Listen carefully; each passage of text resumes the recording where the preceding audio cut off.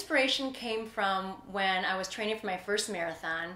I was running along the prairie path and I started laughing out loud. I was reflecting back, thinking back to the times 3, 5 years ago when I was training for triathlons and raising young children, placating toddlers, going to the grocery store, mowing the grass, cooking dinner, and trying to fit in swimming, biking, and running into my day. And the stories just came naturally, and I wanted to share those experiences with other women.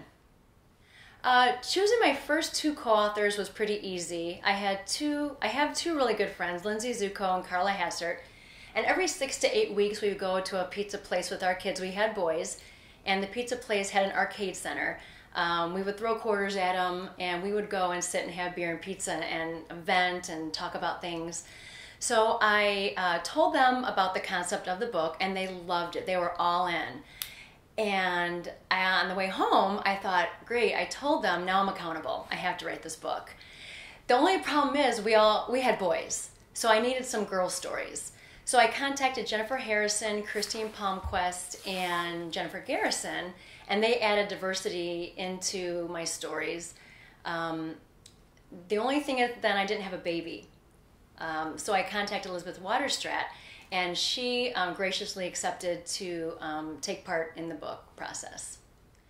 The process of writing Try Mom was a long one. It was about 2.5 years from concept to finished product. And I ended up hiring a professional editor, Vivian Cooper, and she really helped blend all of our stories together, format the book, and the only difficult thing was trying to arrange all these busy women. They had schedules that I used to have, so I really appreciate them giving up their precious time. But the great thing about writing the book was it gave me a creative outlet. After all those years of having athletic pursuits, that was a really nice new component in my life.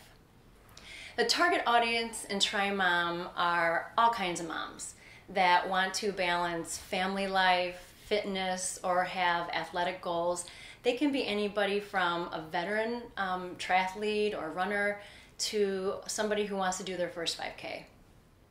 Advice I would give those moms would be to start small, especially someone who is just starting out, who has young kids, or maybe even is expecting their first baby.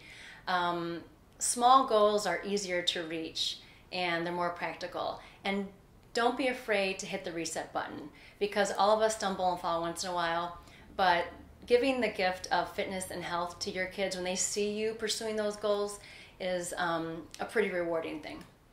I would do it all over again. I gotta say that most days it felt like I was spinning plates and pulling my hair out, but I look back on those days now fondly, actually, because at that time in my life when I was a young mom and kind of busy in their world, it gave me a sense of self-confidence and personal goal that I carved out that time for myself. And I think it's important for your kids and your family to see that you can set aside goals like that and achieve them.